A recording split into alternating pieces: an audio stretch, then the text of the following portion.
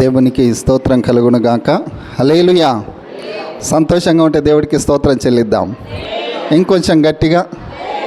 చాలా సంతోషం. మరి ఈరోజు టెట్ ఎగ్జామ్ ఉంది కదా, చాలామంది మిస్ అవుతారని అనుకున్నాము. దేవుని యొక్క కృపను బట్టి మీరంతా కూడా దేవుని యొక్క సన్నిధిలో కనబడుతూ ఉండడం ఇది చాలా ఆశీర్వాదకరం. దేవునికి సమస్త మహిమ ఘనత ప్రభావములు చెల్లిస్తూ ఉన్నాం. మంచిది. గడిచిన నూతన పునరుద్ధాన దినం, మరి దేవుని యొక్క వాక్యాన్ని మనము ధ్యానిస్తూ ఉన్నాం. ప్రాముఖ్యంగా మే మాసంలో దేవుడు మనకు తోడుగా ఉండి మంచి ఆరోగ్యమును, బలమును, శక్తిని మనకు అనుగ్రహించి అన్ని విషయాలలో మనం ఎక్కడికి వెళ్ళినా, ఏ పనులు చేస్తూ ఉన్నా పగటి ఎండ దెబ్బ మనకు తగలక తన రెక్కల నీడను భద్రపరిచి కాపాడి మరొకసారి జూన్ మాసము మొదటి నూతన పునరుద్ధాన దినములో మనల్ని నిలబెట్టాడు. దేవునికి స్తోత్రం. హల్లెలూయా. మంచిది. గడిచిన వారం ఏ వాక్యాన్ని మనం ధ్యానం చేసాం ఒకసారి జ్ఞాపకం చేసుకుందాం.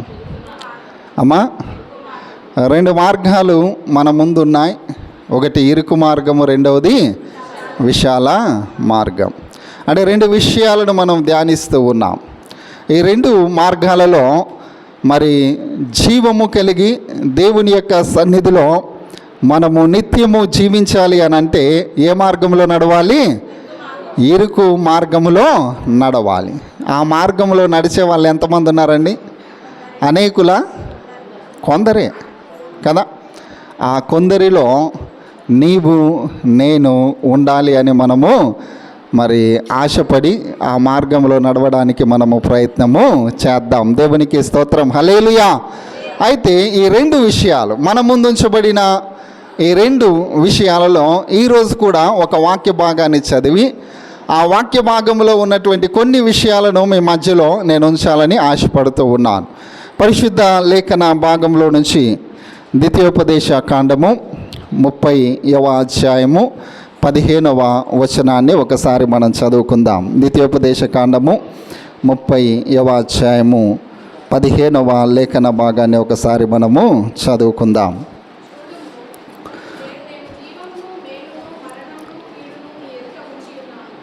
చూడుము, నేడు నేను జీవమును, మేలును, మరణమును, కీడును నీ ఎదుట ఉంచి ఉన్నాను.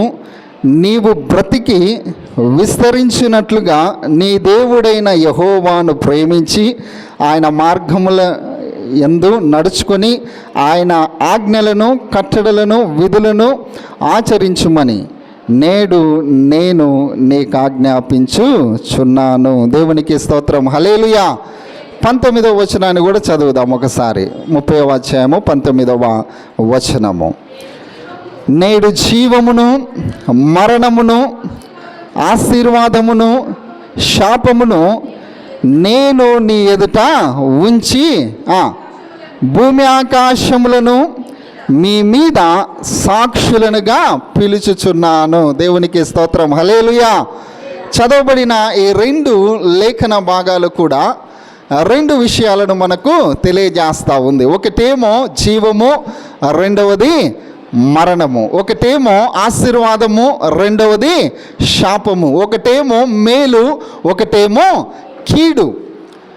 ఈరోజు మనందరి జీవితాలలో ఒకవేళ దేవుని యొక్క సన్నిధిలో మనం కనబడుతూ దేవుని బిడ్డలంగా మనం జీవిస్తూ దేవుని యొక్క సన్నిధికి వస్తూ ఇహలోక సంబంధంగా దేవుని యొక్క వాక్యములో సెలవిచ్చిన రీతిగా జీవించుచున్నావని పేరైతే నీకుంది, కానీ నువ్వేమైపోయావు?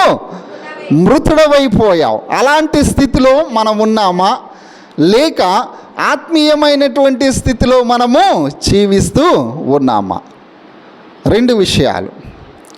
మనం జీవించడానికి ఇష్టపడుతూ ఉన్నామా, లేక మరణించడానికి ఇష్టపడుచు ఉన్నామా? దేవుని యొక్క వాక్యము ఎలాంటిది అని అంటే, ఒక వాక్య భాగము మనకు ఒక విషయాన్ని తెలియజేస్తూ ఉన్నప్పుడు అందులో ఉన్నటువంటి లోతైనటువంటి ఆత్మీయ సత్యాన్ని నేర్చుకోవాలి అని దేవుని యొక్క వాక్యము మనకు బోధిస్తూ ఉంది. దేవునికి స్తోత్రం కలుగును గాక. హల్లెలూయా. ఇక్కడ ఉన్నటువంటి ఈ వాక్య భాగాన్ని జాగ్రత్తగా చదివితే, నేను నీ ఎదుట 2 ఉంచాను, ఒకటేమో జీవం ఉంది, రెండవది మరణం ఉంది. ఏది నీవు కోరుకుంటావు?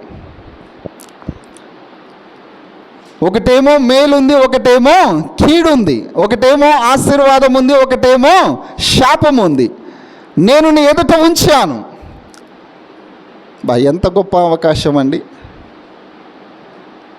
నీవు దేనిని కోరుకోవాలో కూడా నీ ముందు దేవుడు ఏం చేశాడు? 2 పెట్టాడు. నువ్వు దేన్ని కోరుకుంటావు?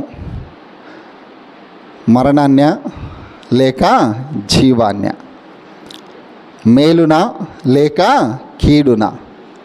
ఆశీర్వాదాన్న లేక శాపాన్న? జాగ్రత్తగా గమనించండి. ఆదిలో మొట్టమొదట దేవుడు ఆదామును తయారు చేసిన తర్వాత, దేవుడు ఆదాములో జీవాత్మ ఊదగా నరుడేమయ్యాడు? జీవాత్మయ్యాడు.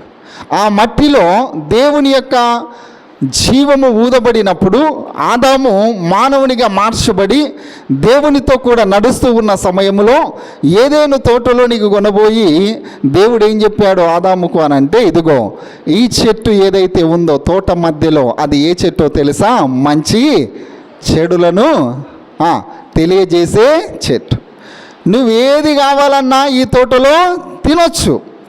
నిర్భయంగా నీకు ఈ తోట స్వాధీనము చేయబడింది. ఈ తోటలో నీవే ఉంటావు. నీకు ఏది కావాలో ఈ తోటలో నువ్వేం చేయాలి? దానిని నిర్భయంగా తినొచ్చు. కానీ ఒకటి మాత్రం నీవు ముట్టొద్దు. దేవునికి స్తోత్రం. హల్లెలూయా. ఏంటండి అది? మంచి చెడులను తెలియజేసేటువంటి చెట్టు యొక్క ఫలాన్ని నీవు తినకూడదు. తర్వాత దేవుడు ఏం చేశాడు? ఇదే విషయాన్ని ఆదాము అవ్వలకు వీళ్ళిద్దరికీ తెలియజేశాడు. ఇదిగో మీ మధ్య నేను ఒక చెట్టుని పెట్టాను. ఈ తోట మధ్యలో ఏముంది చెప్పండి? మంచి చెడులను గ్రహింపజేసేటువంటి చెట్టు. దేవుడు ఆదాముకి చెప్పాడు కదా, నీవెప్పుడైతే ఈ యొక్క ఫలాన్ని తింటావో ఆ రోజున నీవు నిశ్చయముగా చనిపోతావు. అది దేవుడు ఆదాము అవ్వలకు చెప్పినటువంటి మాట. ఈ తోట నీ కొరకే సృష్టించబడింది. ఈ తోటలో నీకు ఏదైతే అవసరమో వాటన్నిటిని నేను సృష్టించాను. ఈ తోట నీ ఆధీనంలో ఉంది. అయితే ఈ మంచి చెడుల యొక్క చెట్టు ఫలాన్ని మాత్రము మీరు భుజించకూడదు. జాగ్రత్తగా గమనించండి.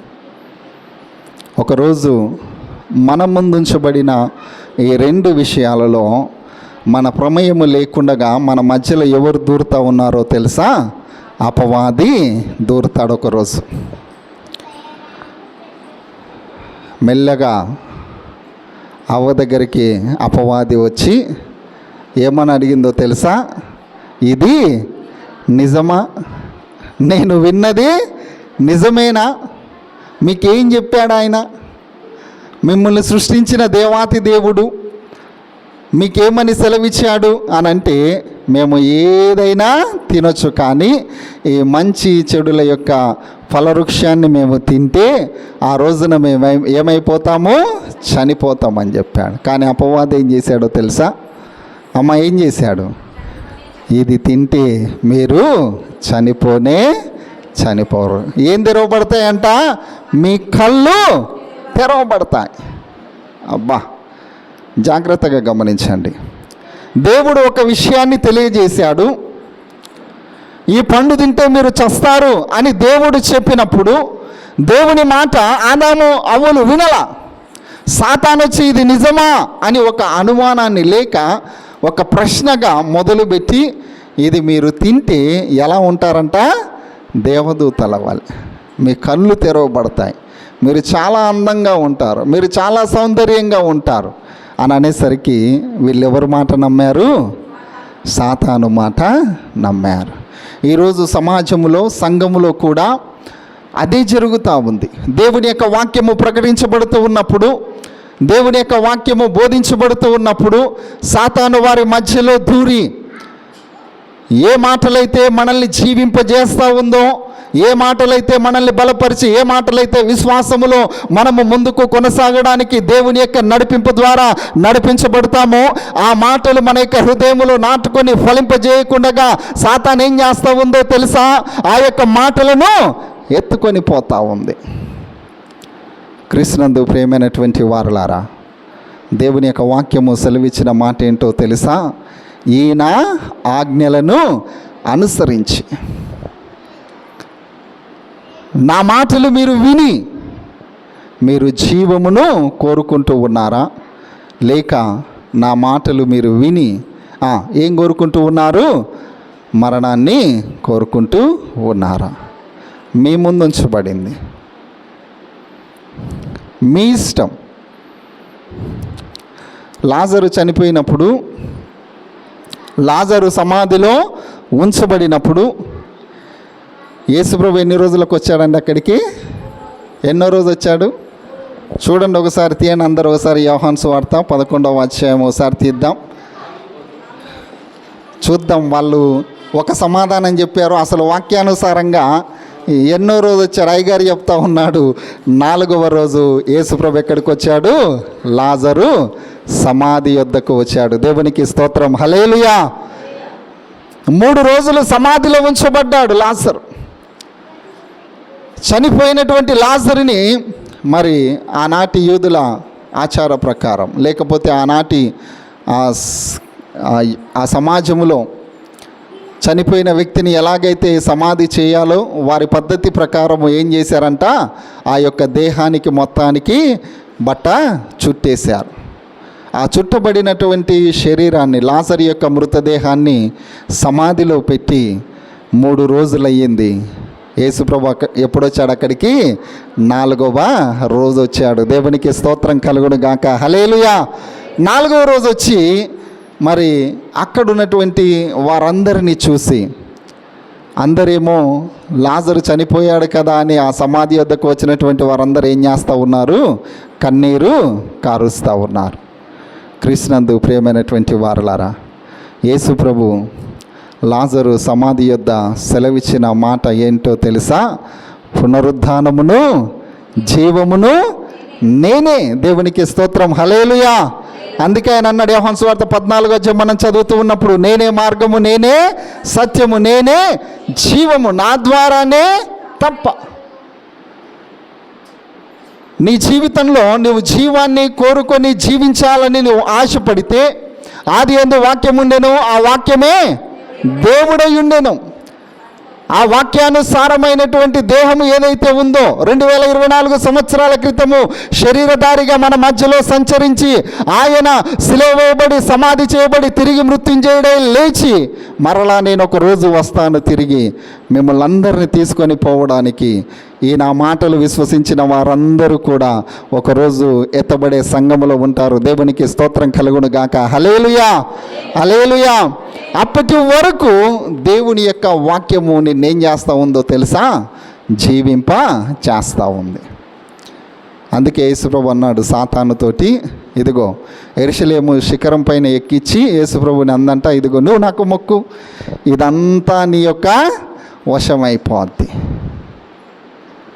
క్రీస్తునందు ప్రియమైనటువంటి వారలారా, మంచి ఆకలి మీద అప్పటికి 40 రోజులు ఆయన ఉపవాసంలో ఉన్నాడు. నువ్వు ఆజ్ఞాపిస్తే ఈ రాళ్ళు ఏమైతాయో తెలుసా? రొట్టెలుగా మార్చబడతాయి. రొట్టెలుగా మార్చుకొని తిను. కానీ యేసుప్రభు ఏమన్నాడమ్మా? మనుషుడు రొట్టె వలన కాదు, కానీ దేవుని నోట నుండి వచ్చు ప్రతి మాట వలన జీవించును. దేవునికి స్తోత్రం, హల్లెలూయా, హల్లెలూయా. ఈరోజు చాలామంది విశ్వాసులు చాలా సంఘాలలో మనం గమనిస్తూ ఉంటాం కదా, ఆత్మీయమైనటువంటి స్థితిలో పడిపోయినటువంటి వారు ఎంతోమంది ఉన్నారు. జీవిస్తూ ఉన్నామని చెప్పుకునే వాళ్ళు ఎంతోమంది ఉన్నారు. కానీ దేవుని దృష్టిలో అలాంటి వారు ఏమైపోయారమ్మా? మృతమైపోయారు, మృతమైపోయారు. ఈరోజు దేవుడు నీ ముందు ఉంచినటువంటి, మన ముందు దేవుడు ఏదైతే ఉంచాడో, నీవు జీవమును కోరుకోవాలనుకుంటూ ఉన్నావా, లేక మరణాన్ని కోరుకోవాలనుకుంటూ ఉన్నావా? నీవు జీవించాలి అనంటే, నువ్వు బ్రతకాలి అనంటే ఒకసారి చూద్దాం. ఇదే వాక్య భాగంలో ద్వితీయోపదేశకాండము ఒకసారి చూద్దాం. 32వ అధ్యాయము 47వ వచనాన్ని ఒకసారి చదువుకుందాం. 47వ వచనం. అమ్మా, ఇది మీకు నిరర్ధకమైన మాట కాదు, ఇది మీకు జీవమే. ఆనాడు ఇశ్రాయేలు ప్రజలని దేవుడు నడిపిస్తూ ఉన్నప్పుడు ద్వితీయోపదేశకాండమిక ఆ చివరి అధ్యాయం, మోషేకు దేవుడిచ్చిన ధర్మశాస్త్రాన్ని ఏ విధంగా ముగించి వేస్తూ ఉన్నాడు అని అంటే, ధర్మశాస్త్రంలో ఉన్నటువంటి ఆ మాటలని ఎవరైతే అనుసరించి నడుచుకుంటారో వారందరూ ఆశీర్వదించబడతారు, జీవిస్తారు. దేవునికి స్తోత్రం, హల్లెలూయా. ఈ 66 పుస్తకాలను అనుసరించి ఎవరైతే దేవుని యొక్క వాక్యానుసారంగా జీవిస్తూ దేవుని యొక్క వాక్యానికి లోబడి నడుచుకుంటారో వారందరూ కూడా ఈ లోకానుసారంగా ఏం చేస్తారంటే చెప్పండి, జీవిస్తారు. క్రీస్తునందు ప్రియమైనటువంటి వారలారా, ఈరోజు మన జీవితంలో మన జీవము ఏ పాటిదో తెలుసా అండి? యాకోబు అంటాడు, 4వ అధ్యాయము రాస్తూ ఉన్నప్పుడు, మీ జీవము ఏ పాటిది? ఇంతసేపు కనబడి అంతలోనే ఏమైపోతుందంట?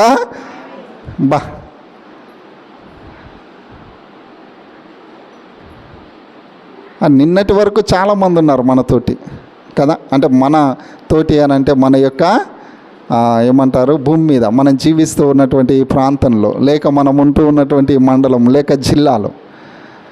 కానీ ఈరోజు ఏమైపోయారు? వాళ్ళు మనతో ఉన్నారా? లేదండి. ఏ రోజు ఏమి సంభవిస్తుందో మీకు తెలియదు.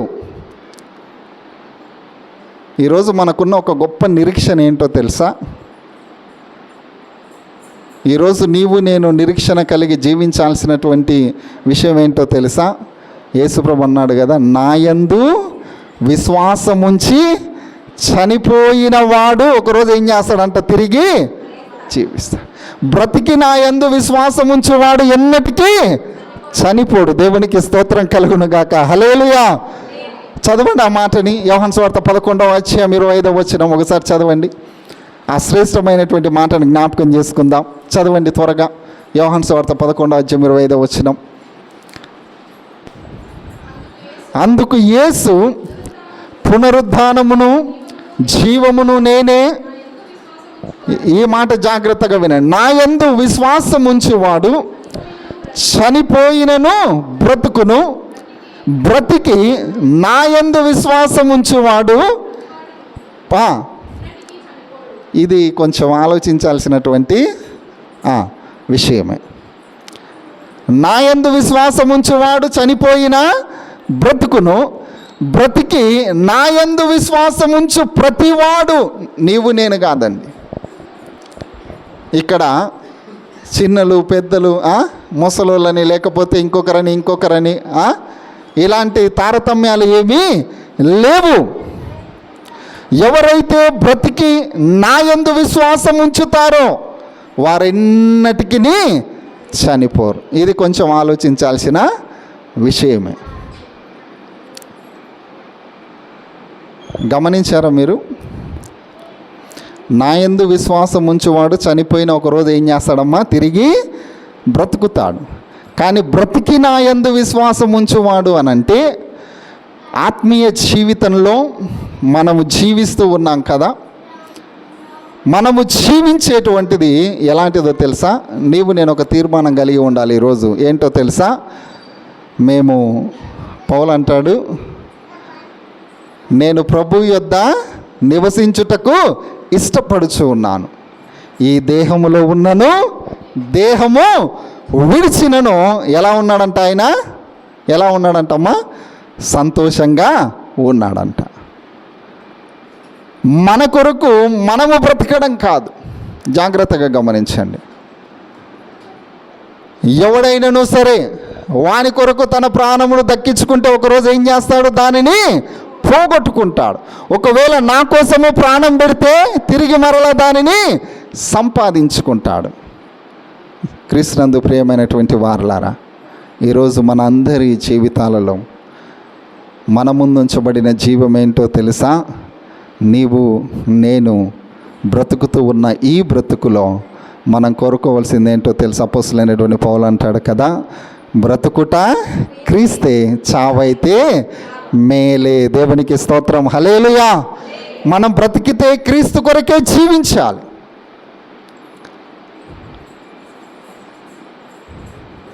ఈరోజు చాలామంది చాలా సంఘాలలో మనం గమనిస్తాం, దేవుని బిడ్డలుగా దేవుని యొక్క సన్నిధిలో కనబడుతూ ఉంటారు. కానీ వారి యొక్క ఆత్మీయమైనటువంటి స్థితిలో కొన్ని విషయాలలో ఎలా ఉంటారు అని అంటే దేవునికి దూరంగా ఉంటారు. నీవు జీవించడము అనంటే, నీవు జీవము కలిగి బ్రతకడము అనంటే కొన్ని విషయాలు నీ లోపల చాలా స్పష్టంగా కనబడాలి. అందులో మొట్టమొదట దేవునితో నీకు సహవాసం ఉండాలి. దేవునికి స్తోత్రం, హల్లెలూయా. దేవునితో నువ్వేం కలిగి ఉండాలి? సహవాసం. ఆ సహవాసం ఎలా నీవు పొందుకుంటావు అనంటే, ఒకటి, నీ వ్యక్తిగత జీవితంలో నీవు ప్రార్థన చేస్తూ ఉన్నప్పుడు దేవునితో నీవు సహవాసము కలిగి ఉంటావు. రెండవది, నీవు దేవుని యొక్క వాక్యాన్ని విని వాక్యానుసారంగా ఏం చేయాలి? మనము నడుచుకోవాలి. వాక్యానుసారంగా మనం నడుచుకుంటూ ఉన్నప్పుడు, వాక్యము ఏదైతే మనకు నేర్పిస్తూ ఉందో, వాక్యానికి ఎలాగైతే మనము లోబడి నడుచుకుంటూ ఉన్నామో ఆ వాక్యమే మనల్ని జీవింపజేస్తూ ఉంది. మనకి ఏదైనా కష్టం వచ్చింది, ఏదైనా బాధ వచ్చింది, ఏదైనా ఇరుకు వచ్చింది, ఏదైనా ఇబ్బంది వచ్చింది, మనము కృంగిపోయినటువంటి స్థితిలో ఉన్నప్పుడు మనల్ని జీవింపజేసేది ఏందో తెలుసా అండి? దేవుని యొక్క వాక్యమే. మనల్ని జీవింపజేసేది ప్రార్థననే. మనల్ని జీవింపజేసేది దేవునితో ఉన్న సహవాసమే. ఈరోజు చాలామంది ప్రార్థన జీవితం లేక, దేవునితో సహవాసం లేక, వాక్యాన్ని చదివి వాక్యాన్ని విని అర్థం చేసుకునేటువంటి మనస్సు లేక ఏమైపోయారో తెలుసా? మోడుబారిన జీవితాన్ని చిగురింపజేయగలవు నీవు. మోడుబారిన జీవితాలను చిగురింపజేయగలవు నీవు. ఎంతోమంది ఏమైపోయారో తెలుసా? మోడుబారిపోయారు. లేచిన దగ్గర నుంచి ఒకటే పని, లేచిన దగ్గర నుంచి అనేకమైనటువంటి కష్టాలు, బాధలు, ఇరుకులు, ఇబ్బందులు, వీటన్నిటినీ మనిషిని ఏం చేస్తూ ఉందో తెలుసా? కృంగదీస్తూ ఉంది. మానవుడు ఏమైపోతూ ఉన్నాడో తెలుసా? కృంగిపోతూ ఉన్నాడు. ఇక దేవుని దగ్గరికి వచ్చి ప్రార్థన చేసుకునేటువంటి సమయం లేదు, దేవుని దగ్గరికి వచ్చి సహవాసంగా గడిపేటువంటి సమయం లేదు. కొంతమందికి అయితే ఆదివారము దేవుని సన్నిధికి వెళుదామా అని అంటేనే కష్టమైపోద్ది. 2 గంటలు. ఎంతసేపు ఉంటామండి మనం? చెప్పండి అమ్మ, ఎంతసేపు ఉంటాం? గంటలు ఉంటామా? ఎంతసేపు? 2 గంటలు. వచ్చిన దగ్గర నుంచి పాస్టర్ గారు ఎప్పుడు ఇడిచిపెడతాడా, ఎప్పుడు వెళ్ళిపోదామా?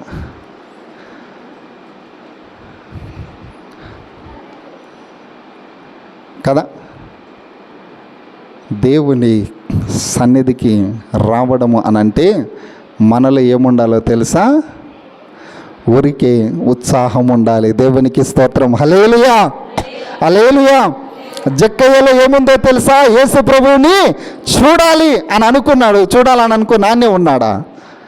ఏం చేశాడంట? పరిగెత్తాడండి. ఆ ఉత్సాహం, ఆ సంతోషం, ఆయన ఎవరో నేను చూడాలి అని అనుకున్నాడు, అంతే. మన జీవితంలో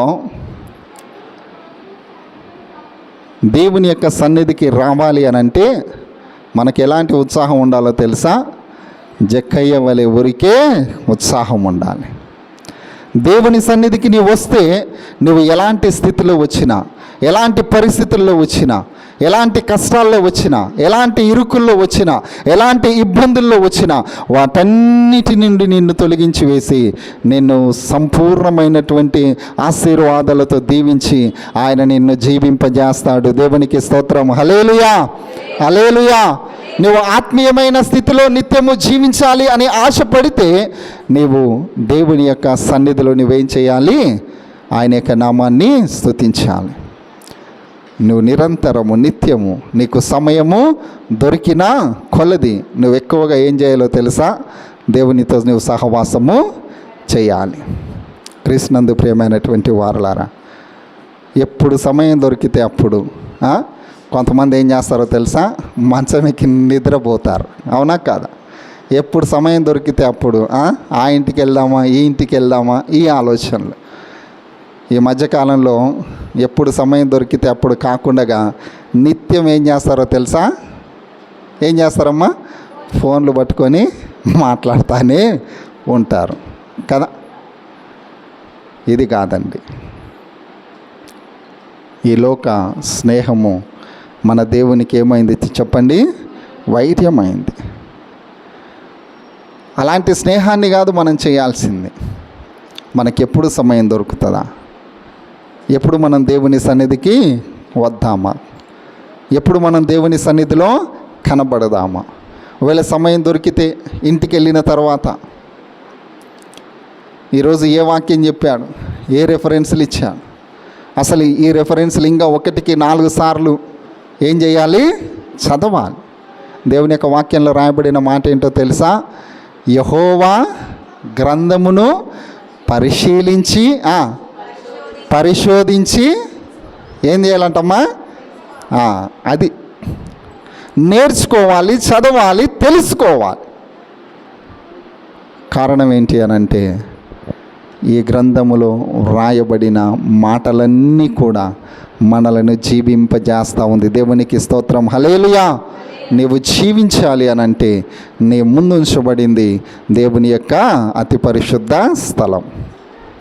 నీ ముందుంచబడిన ఈ అతి పరిశుద్ధ స్థలములో నుండి దేవుని యొక్క వాక్యము వాక్కు రూపకంగా నీతో మాట్లాడుతూ ఉన్నప్పుడు ఆ వాక్యమును అనుసరించి ఆ వాక్యమును నీవు విని నీ హృదయములో భద్రపరుచుకొని నూరంతల ఫలభరితమైనటువంటి దీవెనలు నీవు పొందుకుంటే ఇహలోక సంబంధంగా నీవు ఆశీర్వదించబడతావు, జీవించబడతావు. ఒకవేళ బ్రతికి నీవు దేవుని యందు విశ్వాసం ఉంచి చనిపోయినా ఒకరోజు ఏం చేస్తావు? తిరిగి లేపబడతావు. దేవునికి స్తోత్రం. హల్లెలూయా. క్రీస్తునందు ప్రియమైనటువంటి వారలారా, మీ ముందు ఉంచబడినటువంటి ఈ జీవమును, ఈ మరణమును, ఈ రెండిటిలో ఏది మీరు కోరుకుంటా ఉన్నారు? ఏది మీరు కోరుకుంటా ఉన్నారు? దేవుని యొక్క వాక్యం ప్రకటన గ్రంథాన్ని మనం చదువుతూ ఉన్నప్పుడు ప్రకటన గ్రంథంలో రాయబడిన మాట ఏంటో తెలుసా? సంఘముతో చెప్పు మాట ఎవరు వినాలి? చెవిగలవాడు వినుగాక.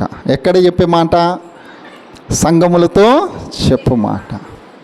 ఈరోజు చాలామందికి చెవులు ఉన్నాయి, కానీ వాళ్ళు ఏం చేస్తూ ఉన్నారో తెలుసా? సరిగ్గా వినలేకపోతూ ఉన్నారు. కారణం ఏంటి అనంటే కొంతమందికి ఏ చెవులు ఉన్నాయి చెప్పండి? దురద చెవులు ఉన్నాయి. దేవుని యొక్క వాక్యం అలా లోపలికి వెళ్ళంగానే దురద వచ్చేసి సాతాను ఏం చేస్తుంది? ఆ వాక్యాన్ని ఎలాగైనా సరే వినకుండగా బయటికి లాగేయాలి. లేక దేవుని యొక్క వాక్యాన్ని వింటూ ఆ విన్నటువంటి వాక్యాన్ని ఆ వాక్యంలోనే ఏం చేస్తారో తెలుసా? ఏవో వెతుకుతూ ఉంటారు. వెతికి వెతికి వెతికి ఎక్కడో ఒక చోట సాతాను ఏం చేస్తుంది అని అంటే ఒక అంశాన్ని, ఒక పాయింట్ని ఇస్తుంది. ఇక దాన్ని పట్టుకుంటారండి. పట్టుకొని ఏం చేస్తూ ఉంటారు? వాదిస్తూ ఉంటారు. ఇది కాదండి.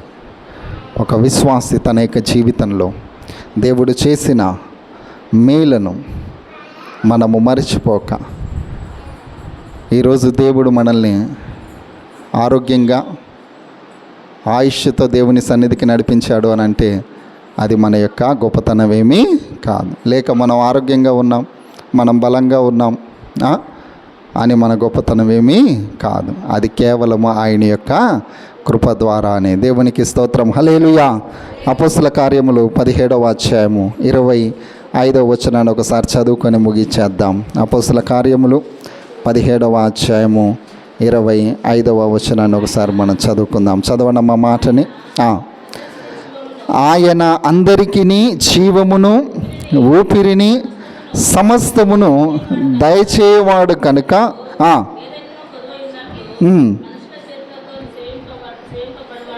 దేవునికి స్తోత్రం కలుగును గాక. హల్లెలూయా. ఆయన అందరికీ ఏం చేస్తూ ఉన్నాడంటమ్మా? జీవము. అందుకే ఆయన అన్నాడు, నేనే మార్గము, నేనే సత్యము, నేనే జీవం. అందుకే ఆయన అన్నాడు, బ్రతికి నా యందు విశ్వాసం ఉంచి వాడు ఎన్నటికీ చనిపోడు. నేనే పునరుద్ధానమును, నేనే జీవమును. మనందరికీ జీవమును ఆయన అనుగ్రహించడానికి సిద్ధంగా ఉన్నటువంటి దేవుడు. యోహాను సువార్త 10వ అధ్యాయం చదువుతూ ఉన్నప్పుడు ఆ అధ్యాయం మొత్తము కూడా ఈ విషయాలనే తెలియజేస్తూ ఉంది. నేను జీవమును, అది మీకు సమృద్ధి జీవమును అనుగ్రహించడానికి. ఈ నా శరీరము తిని నా రక్తము త్రాగువాడు నిత్య జీవము కలవాడు. ఈరోజు నీవు నేను ఈ స్థితిలో ఉన్నాము అని అంటే, నీవు నేను జీవిస్తూ ఉన్నాము అని అంటే అది కేవలము ఆయన యొక్క కృప ద్వారానే. దేవునికి స్తోత్రం. హల్లెలూయా. అందరం మోకరిద్దాం, ప్రార్థన చేద్దాం. దేవుని యొక్క వాక్యాన్ని మనం ఇంకా వినాల్సి ఉంది. మన ముందు ఉంచబడినటువంటి మరి కొన్ని విషయాలను మనం చూస్తూ ఉన్నాం. దేవుడు మొట్టమొదట మనతో మాట్లాడాడు. మీ ముందు ఇరుకు మార్గం ఉంది, విశాల మార్గం ఉంది. నిజమే, మనమందరం కూడా ఇరుకు మార్గంలో ప్రయాణించడానికి మనం ప్రయాసపడాలి. మన ముందు జీవమును మరణమును ఉంచబడి ఉంది. ఎవరైతే ఆయన యందు విశ్వాసం ఉంచుతారో, ఎవరైతే ఆయన యొక్క బిడ్డలుగా జీవిస్తూ ఉంటారో, ఆయన మాట విని ఆయన కట్టడలను, ఆయన ఆజ్ఞలను అనుసరించి నడుచుకునేవాడు జీవమునకు పాత్రుడు అని దేవుని యొక్క వాక్యము సెలవిస్తూ ఉంది. మన ముందు మేలుంచబడింది, కీడుంచబడింది. నీకు కీడు కావాలా లేక మేలు కావాలా? నీవే నిర్ణయించుకో. నీకు ఆశీర్వాదము కావాలా లేక శాపములు కావాలా? నీవే నిర్ణయించుకో. క్రీస్తునందు ప్రియమైనటువంటి వారులారా, దేవుని యొక్క వాక్యము మన ముందు ఉంచబడినటువంటిది. అయితే అది నీవు నేను పొందుకోవాలి అని అంటే, జీవం పొందుకోవాలన్నా, మేలు పొందుకోవాలన్నా, ఆశీర్వాదములు పొందుకోవాలన్నా ఆయన కట్టడలను, ఆయన ఆజ్ఞలను, ఆయన మాటలను మనం అనుసరించి నడుచుకుంటే దేవుడు మనల్ని ఎంతగానో ఆశీర్వదిస్తాడు. ఈ విషయాన్ని మనం గమనించాలి. ఇహలోక సంబంధమైన వాటి యందు మన యొక్క సమయాన్ని వ్యర్థంగా పోగొట్టుకోక ఆత్మీయమైనటువంటి జీవితంలో దేవుని యొక్క సన్నిధులు మనం అందరం కూడా ఎదుగుతూ ఆత్మీయంగా ముందుకు కొనసాగుదాం. చెప్పబడిన వాక్యము దేవుడు మనందరి హృదయాలలో నూరంతల ఫలభరితంగా దీవించలాగున ప్రార్థన. మహాగణుడ, పరిశుద్ధుడా, నీకే వందనాలు, స్తుతులు, స్తోత్రాలు. అవును ప్రభువా, మా ముందుంచబడినటువంటి జీవము, మరణము, మేలు, కీడు, ఆశీర్వాదములు, శాపములు నాయన, జీవం పొందుకోవాలన్నా, మేలు పొందుకోవాలన్నా, ఆశీర్వాదం పొందుకోవాలన్నా నీ కట్టడలు ప్రభువా, నీ ఆజ్ఞలు నాయన, నీ మాటలు విని అనుసరించి నడుచుకుంటే అవన్నీ కూడా నాయన మా జీవితాల్లో నీవు అనుగ్రహించే దేవుడుగా ఉన్నందుకు నీకే స్తోత్రము నాయన. నీ అందు విశ్వాసం ఉంచి నీ బిడలంగా నీ సన్నిధిలో ముందుకు కొనసాగుతూ ఉండగా నీ కృపను మాకు దయచేయండి. ఈ మాటలు విన్న బిడ్డలందరినీ కూడా ప్రభువా మీరు దీవించండి, ఆశీర్వదించండి నాయన. ఈ యొక్క మైక్ శబ్దం ద్వారా, యూట్యూబ్ ఛానల్ ద్వారా ప్రభువా సంగముగా ఎంతమంది అయితే వింటూ ఉన్నారో వారందరినీ మీరు దీవించండి, ఆశీర్వదించమని ప్రార్థిస్తూ యేసు పరిశుద్ధ నామములో అడిగి వేడుకొంచున్నాము తండ్రి, ఆమేన్. తండ్రి అయిన దేవుని ప్రేమ, కుమారుడైన యేసుక్రీస్తు యొక్క కృప, పరిశుద్ధాత్మ కరుణ, సహవాసము, సమాధానము సదాకాలం మనందరికీ తోడుగా నడిపించును గాక. ఆమేన్, ఆమేన్. ప్రార్థన చేసుకుందాం.